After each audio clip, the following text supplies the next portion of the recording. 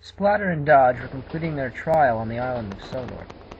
They were constantly being examined and tested. If all went well, the Fat Controller would formally accept them to the fleet. It was a humid afternoon, and Splatter and Dodge were waiting at the station. The two diesels sat silently in their places until Daisy pulled into the yard. Daisy stopped and grinned politely as they set off to work.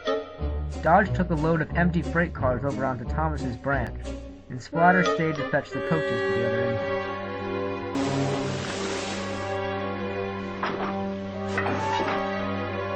Daisy watched Splatter arrange the coaches until Gordon puffed alongside. "I remember this one," he cringed. "They call him Splatter. Causes nothing but trouble, I tell you. He pushed coaches for us in Vickerstown a while back. Bumps the coaches, derails the bogey. Oh, you know how it is, my dear Daisy." Gordon chuckled and puffed over to the coaling stage.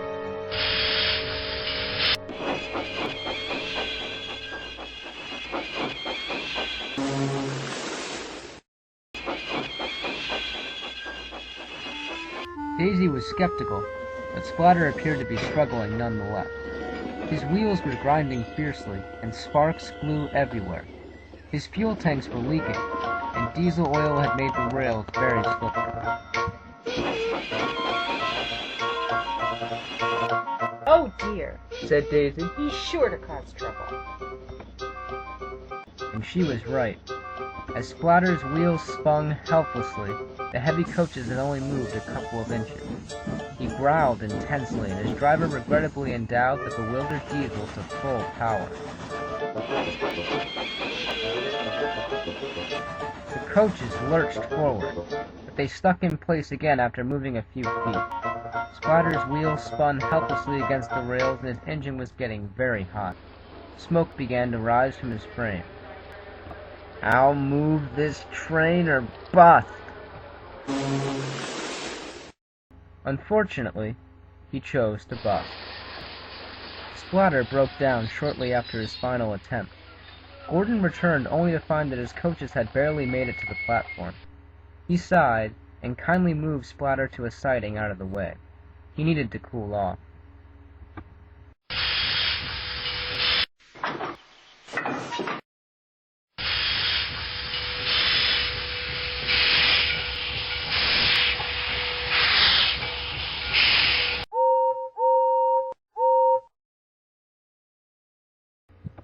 The difference between hard work and endangering oneself is common sense, Gordon said grandly to Splatter, and he left him on the siding.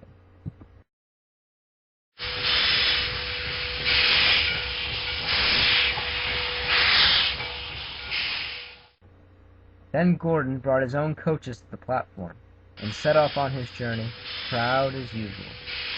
Daisy was very impressed. She watched admiringly until the last coach rounded the bend.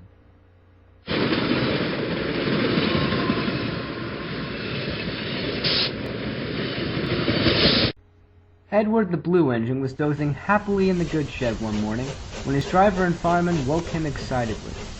"Good news, old fellow! The Fat Controller has asked us to take some freight cars to the harbor today." Edward smiled. "Well, the only thing better than a pleasant change is a pleasant surprise." He yawned, and enthusiastically marshaled his freight cars to embark on his important mission.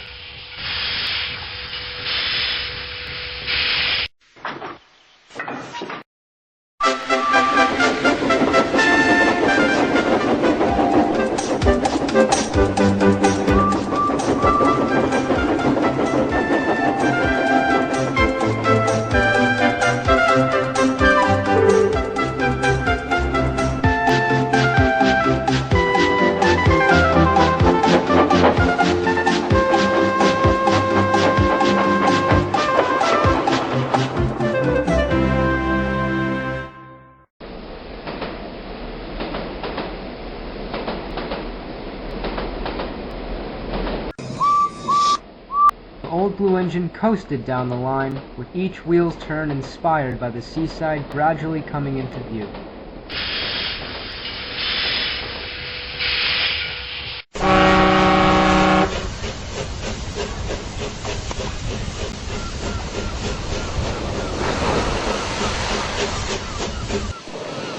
When Edward did arrive, he found the harbor yard sort of empty, but he didn't mind.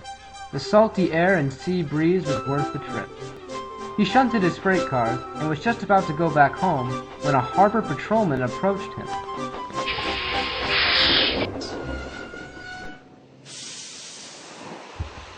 All right, everyone, listen up. There's been an accident near the bay. A fishing boat collided into a tugboat on its way into the harbor, and now it's sunk. The crew is fine, but the lifeboats were not equipped with oars. Sheer foolishness, if you ask me. Anyway, we're worried that they'll drift off too far unless we pull them to shore. Edward, can you help, please? Yes, sir, I'll be glad to assist, said Edward. We better get going, said his driver. Come on, Sid. We need to get Edward near the quayside. Edward was positioned on a short siding near the quayside. The patrolman showed him a bizarre-looking device. It had a missile-like structure attached to a long cable. This, said the patrolman, is an old harpoon cannon used to hunt whales out on the ocean years ago. We aren't hunting whales right now, but it's just the way we'll snag our friends at sea.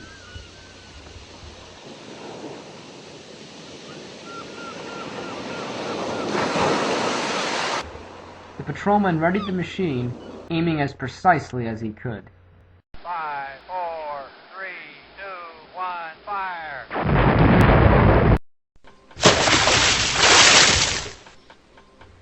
The harpoon shot out to sea, and the castaways quickly grabbed hold of it and attached it to their lifeboat.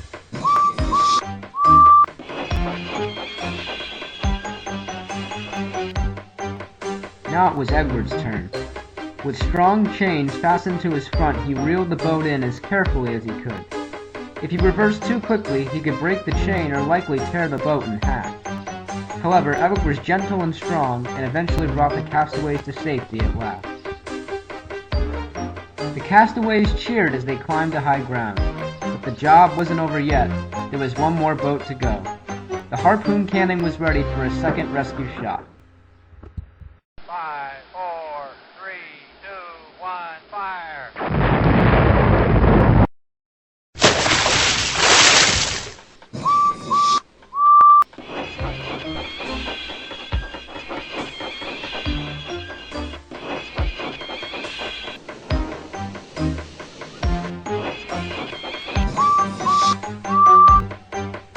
After a great deal of work, all the castaways were saved. They were extremely grateful.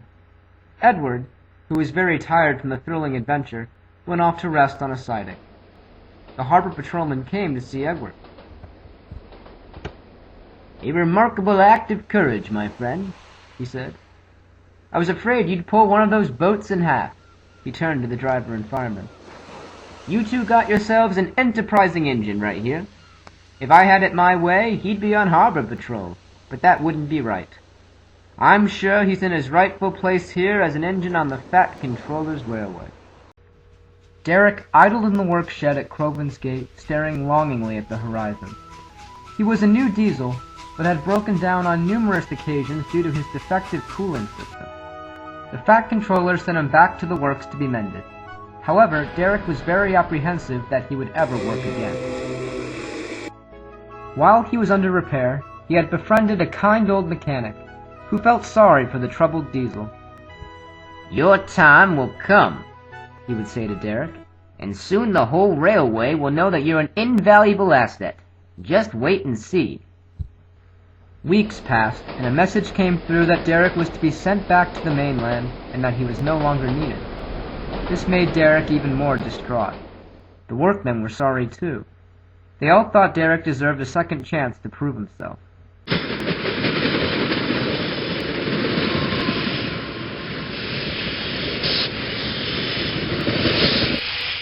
Their chance came sooner than expected. As Derek's driver was preparing to leave for the other railway, they saw a diesel from the mainland thunder past with a long goods train. It seemed to be having incredible difficulty, and eventually came to a grinding halt.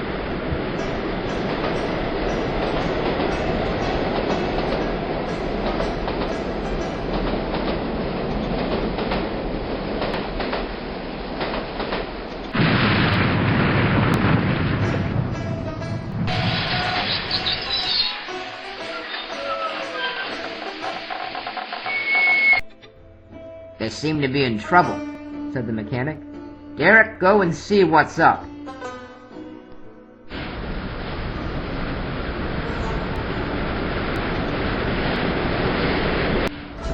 Derek did so with an inspector in his cab, and found that from the Diesel's appearance that he had seen better days and had an attitude to match. He was very cross. Blast it! Even in a modern age, I'm not as young as I used to be. I've overheated. This train is bound for Tidmouth, said the inspector. This won't do at all. Send for another engine at once. There's only Derek, said the workman. He could pull the train. The inspector did his best to keep his composure. I've heard about this Diesel, just one problem after another. I have no interest in compromising this delivery any further than this heap of junk already has. Excuse me, but I've been repaired, said Derek quietly. And I know I can do it, Inspector, if you just give me the chance to do so. The inspector realized he didn't have much of a choice, so the arrangements were made. Derek pulled the Diesel away and onto the work siding, so his journey could begin.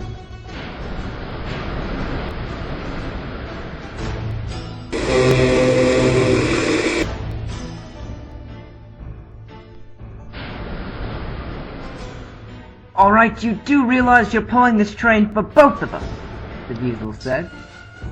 I once saw a steam engine pull 2 trains in a failed Diesel when he had a failed regulator. Now it's our time to shine. You have to redeem us. Show this railway we're not just a bunch of worthless spam cans, if you get my meaning. Derek rolled away to collect his freight cars and to receive his instructions. You're already behind schedule, but bear in mind that it does not present any necessity to do anything foolish. I'm taking an awful risk with you, so it's in your best interest to prove your worth. Derek silently agreed, and made his departure as swiftly as he could, ready to prove himself at last.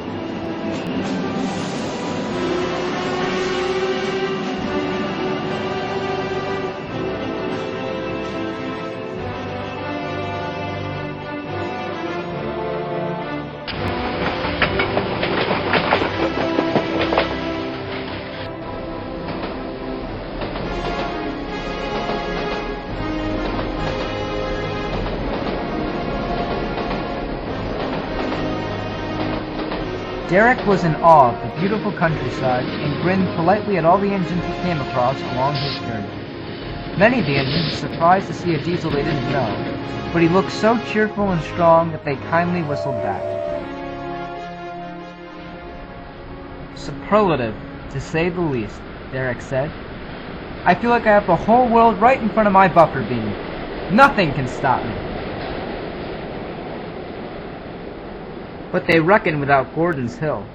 The gradient had given Derek an enormous amount of trouble his first day, where he subsequently found himself overheated and underappreciated. There was no doubling back.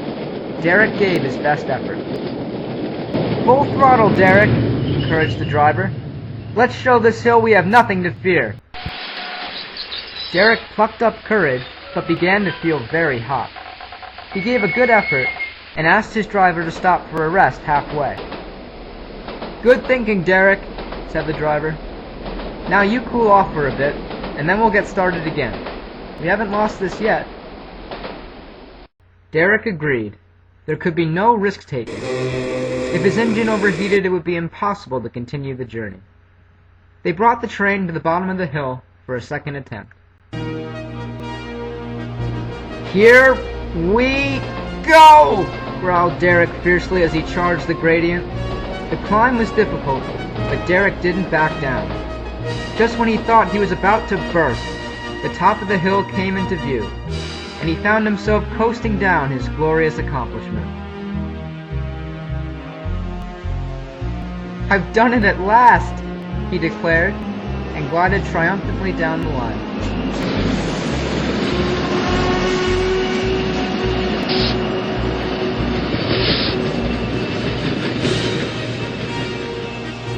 He arrived in the goods yard late, but satisfied. Derek had redeemed himself at last, and proved to be an invaluable asset to the railway.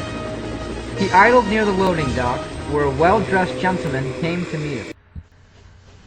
"You must be the arrangement," he chuckled. "I must say I'm surprised to see you back in one piece based on your track record. However, I think it's safe to say that we could put those prejudices behind us. Charisma, that's what you've got. Thanks for everything. I'll be sure to put in a good word for you." This prospect was greeted with acclamation. Derek was overjoyed. Derek now lives at Crovan's Gate as a commuting engine, bustling to and from the mainland for goods work. He seizes every moment to the fullest, and has befriended many an engine, diesel or steam. He has no fear of breaking down, or no fear for that matter, as he has found his place on the railway and is a really useful engine.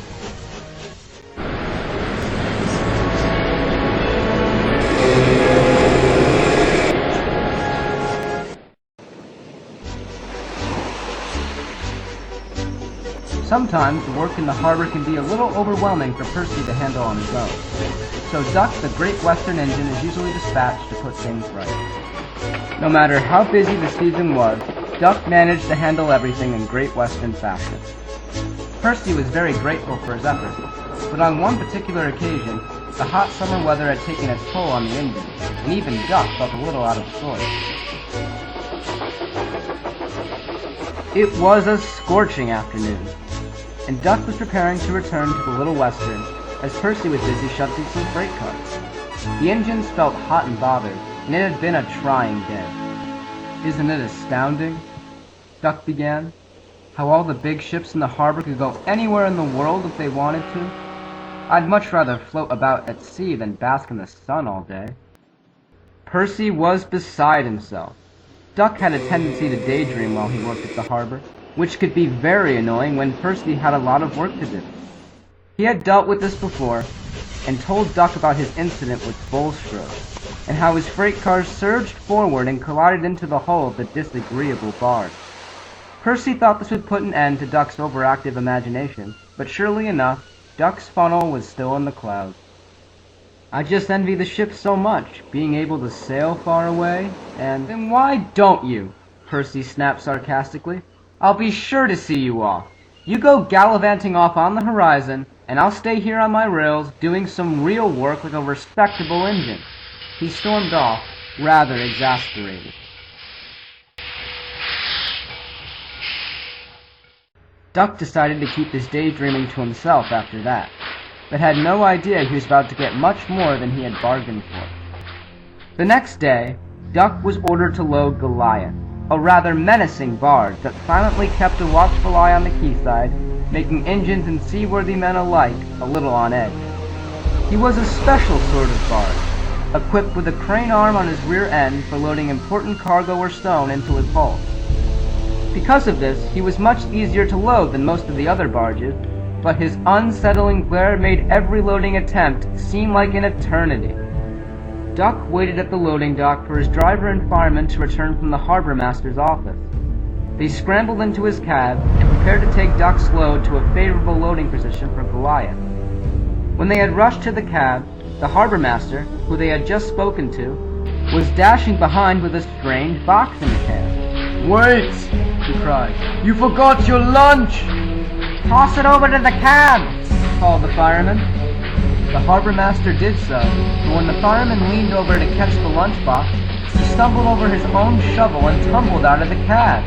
The driver leaned over to catch the fireman, but then he too lost his balance, and the momentum pulled both the driver and fireman off the footplate and tumbling beside the line. Duck was in a panic as he helplessly rolled backwards toward the loading bay. The driver and fireman sprinted after him, but it was too late. To make matters worse, the points hadn't been set properly, and Duck tobogganed through the buffers and bunker first into Goliath's open hull. Duck and Goliath, collectively, were rather discombobulated after the accident. Goliath said nothing the entire time, not even a shout of surprise. He just stared menacingly at the loading area. Percy arrived later with the breakdown train, and was rather amused at Duck's present dilemma. "Bon voyage," chuckled Percy. "I told you I'd see you off." I'm not going anywhere, said Duck angrily. I'm going to sink, if anything. Beg pardon, but it would be wonderful, Percy, if you'd just get me out of here. Oh, but I thought the captain always went down with the ship. Stow it, you little green pest, said Goliath. Do exactly as this one tells you, or I'll be sure to give you something to talk about. After that, Percy found it in his best interest to get back to work. Duck's disaster had demolished Goliath's hull, and unfortunately, he could not be salvaged after the calamity. His structure had split in two, and he solemnly sank to the bottom of the sea. Duck knew the accident wasn't his fault, but he still felt sorry for Goliath. He's an example anyone could live by, sighed Duck. Respect is measured by one's action, whether they sink or if they swim.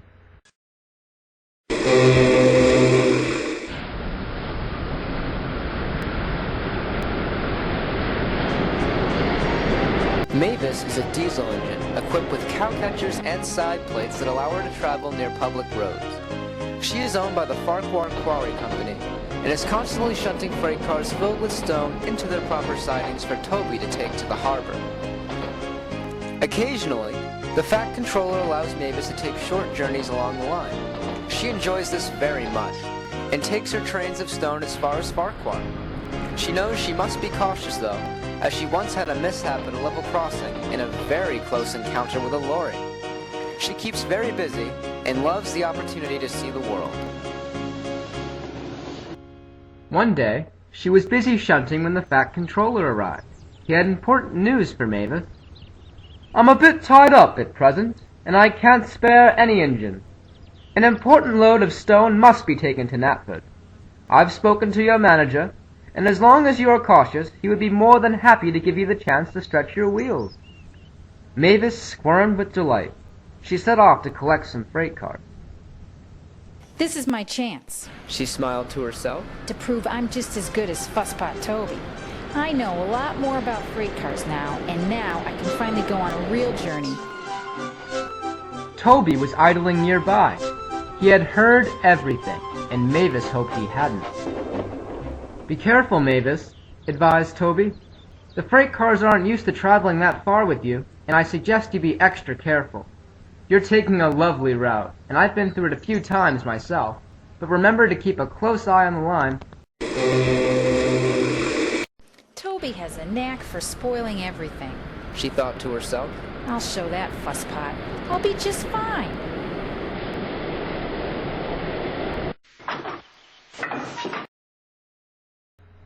She found some loaded cars lined up on the siding, and she marshaled each one swiftly so she could embark on her grand excursion as soon as possible.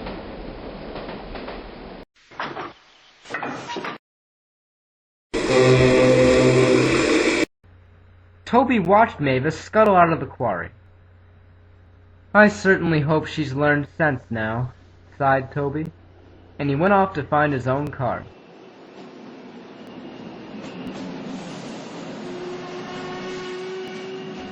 Mavis ventured further on the branch line than she had ever gone before. She was enjoying herself enormously. She hadn't felt this independent for a long time. She was bursting with enthusiasm, and her driver had to keep an eye on her speed. They were approaching a small village, and the driver had no desire to produce any embarrassment to the quarry company. You're running beautifully, encouraged the driver, but there's no need to hurry. We don't come here very often, do we?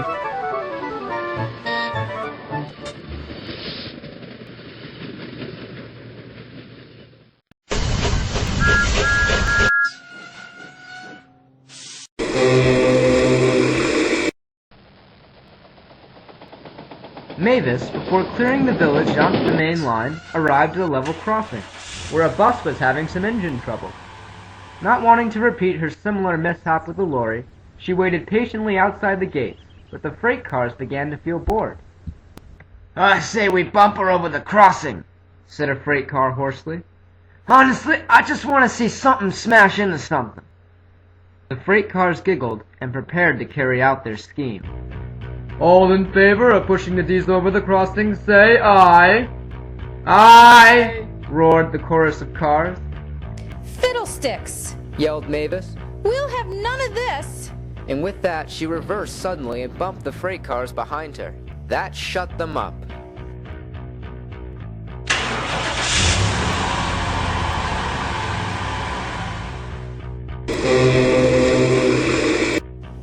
We'll have no nonsense.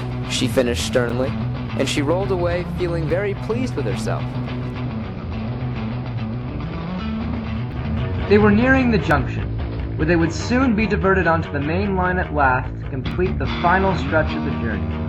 The line passed through a valley here. However, Mavis and her driver had no idea that a great deal of noise from a nearby factory had caused dirt and rocks from the cliff over the line to scatter along the rails.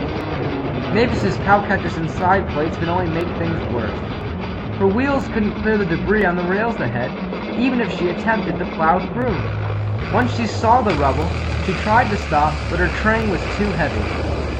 Sliding furiously with her cowcatchers plowing away at the dirt and rocks, she eventually derailed, with the freight cars scattering behind her in all directions.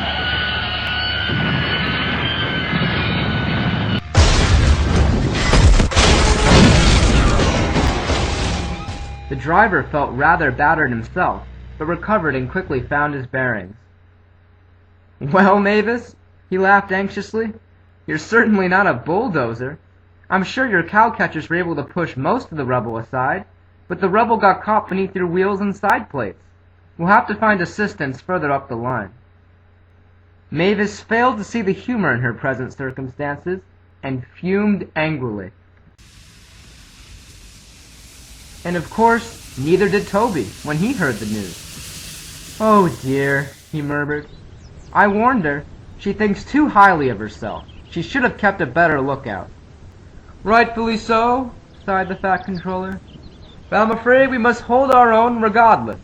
I'm in a tight spot, Toby, but I'd like you to work at the quarry again for a while, and I'll devise a means of keeping the branch line running smoothly in your absence." Toby sighed. His hopes were very much in tune with the Fat Controller. Mike was resting at the top station when the small controller arrived. He was given a rude awakening. "Wake up, Mike! The farmer who's provided our wool traffic has a sheep that went missing this morning. We think it may be somewhere along the line. He's done us a great favor. Now it's our turn to help him. Run along now so the search party can get aboard." Mike steamed crossly away to collect a workman's coat and supplies. His driver showed him an old, dusty headlamp. "Usually we have your lamp at your shed. Now that you've spent the night at the top station, this is the only thing we could scrape up. It's a little beat up, so we won't try to set it up until we're close to the farm."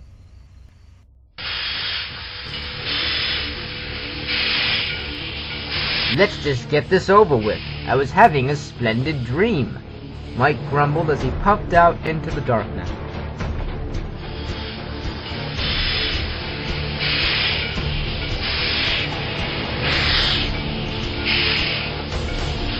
Later, Mike stopped so the search party could prepare his headlamp. "Blast it!" said his driver. "It's a piece of junk." He was right. The old rusty headlamp refused to provide its much-needed light. "We've gone too far," said a workman. "We're almost to Arlsburg. If we keep going, we can fetch another headlamp." Reluctantly, Mike and his crew set off for home, with no light to guide their way.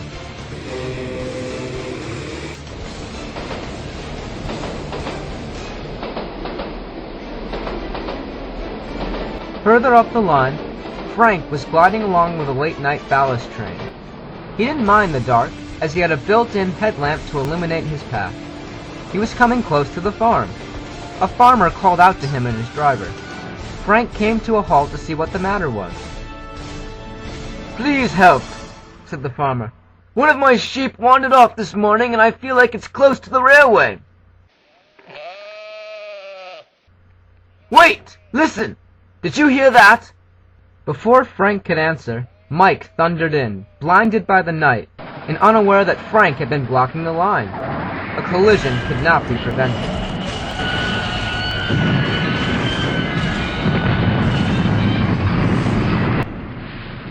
As soon as everyone found that no one had been hurt, there was an incredible argument. Mike's crew blamed Frank and his driver for not calling control. Frank blamed Mike for not watching where he was going. "Way to go, Mike! Blind as a bloody bat!" You're just an ignorant bumblebuffers. Their exchange was interrupted by a lone sheep, which had climbed on top of the wreckage to assess the situation. Frank found it a great joke, but Mike still refuses to admit that his search had been worth it in the end. Arry and Bert, the Sodor Ironworks diesel, sauntered into the yard. The Fat Controller was waiting for them. "It seems," he began, "that my railway is in a bit of a snag at present, and from what I've heard the smelters have been having their own difficulties as well." He paused impressively. "So I've spoken to your manager, and we've arranged a contract that permits joint ownership. Do you understand what I mean?" The diesels eyed each other suspiciously. Yeah, said Arry. Kill two birds with one stone, we get the picture. So we're working for you? "Partially," the Fat Controller continued. "With the present workload, I need as much help as I can get. And despite your reputations for foul play, I understand you are very efficient. With that said, I'm willing to forget a few of your disturbances if you behave yourself. Don't disappoint me. Welcome to the fleet." Doesn't necessarily strike my fancy, Bert began, to be shunting for all those steam pots. Well, it isn't much different from our routine, said Arry. Picture this way. We broaden our horizons a bit, and then we show these steam engines our wonderful hospitality. The diesels chuckled and set to work at once.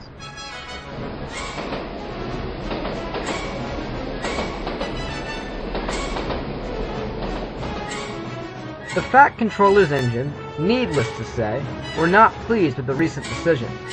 Seeing the smelting diesels in their yard only broadened their horizons for more foul play than they had ever imagined. The ironworks is close to Vickerstown, and Arry and Bert were sent to work in a shunting yard nearby. They'd spend their mornings bustling about in the ironwork, and most afternoons shunting for the other engines. The diesels enjoyed the exercise, and found the new assignment a pleasant undertaking. Unfortunately, they took an even greater delight in mischief.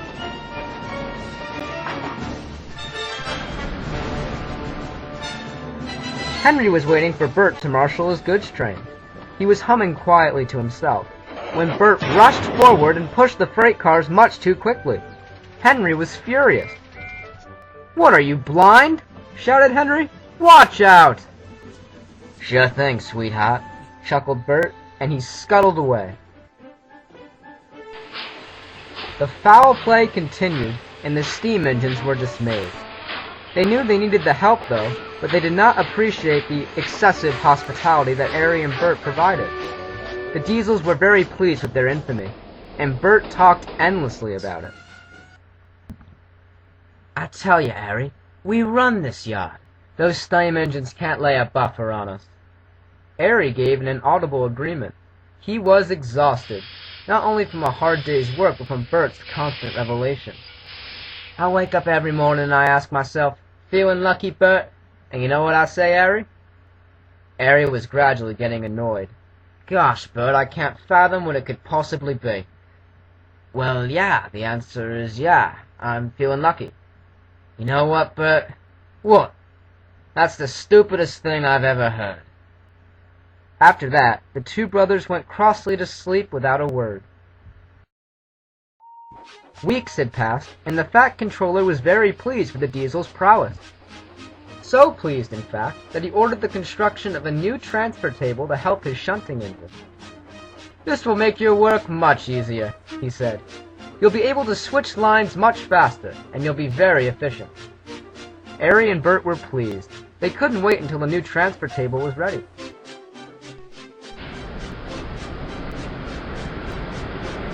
When it was, Arry and his driver spoke to the foreman about the special regulations for the transfer table. Arry was quick to give it a try, and Bert observed from a distance, rather impressed.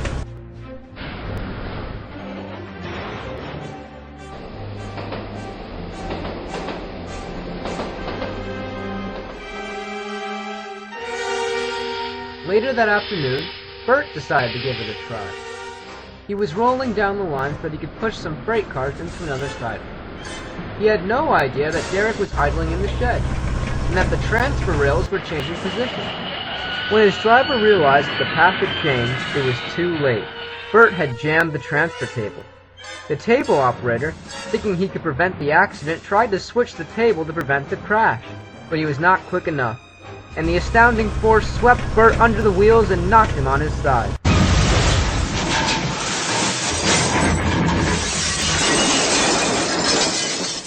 The yard was in a massive upheaval over who was to blame. Derek was stranded in the shed, and the workmen crowded around angrily. Arry sauntered over, rather amused. There we go, Bert, he chuckled. Feeling lucky? For the first time in several weeks, Bert found himself at a loss for words. After a hard day's work, the evening sun serves as a time of reflection for the engines on the Fat Controller's railway. Its fading light keeps them searching for tomorrow, so the engines can tend to their work with an optimistic, adventurous mindset. For certain engines, the evening sun can mark the beginning of an important journey, which some may call the flying kipper.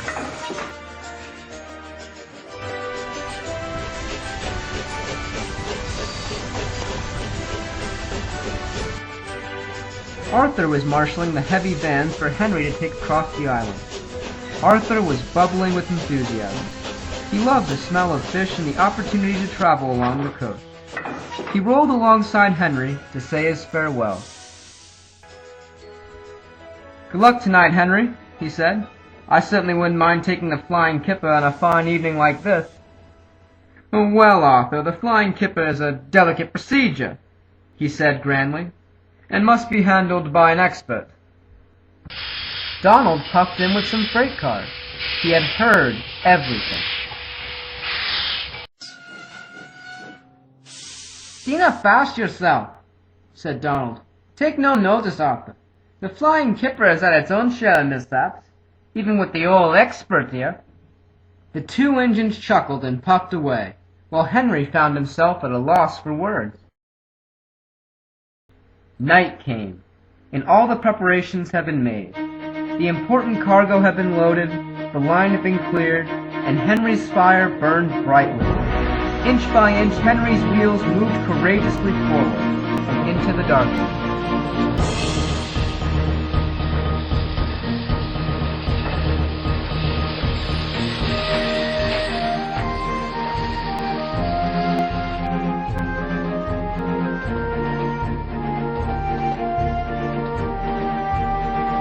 Henry was having the run of his life. He was making good time, and happily soared down the line through bridges and towns across the island of Sodor.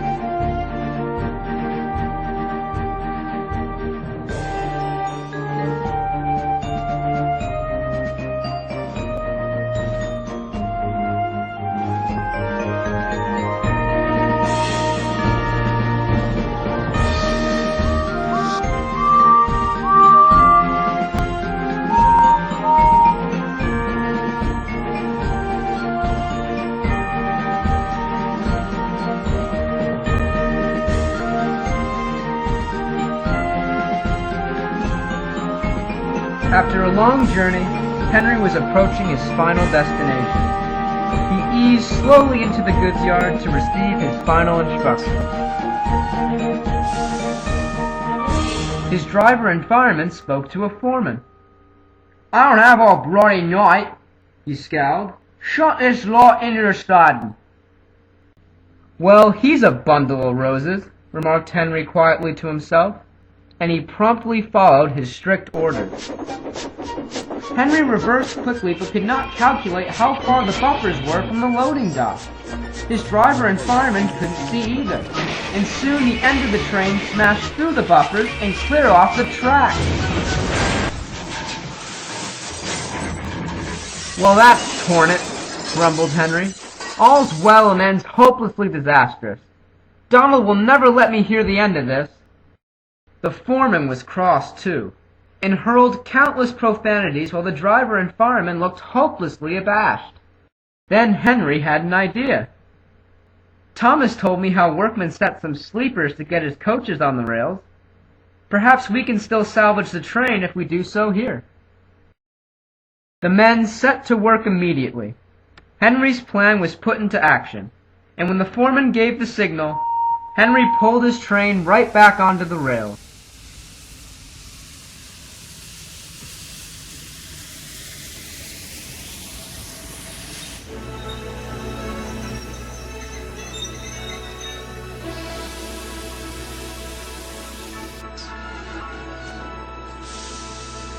To make wrong right, sometimes you have to improvise, and he smiled broadly, realizing the night's run may have been a success after all.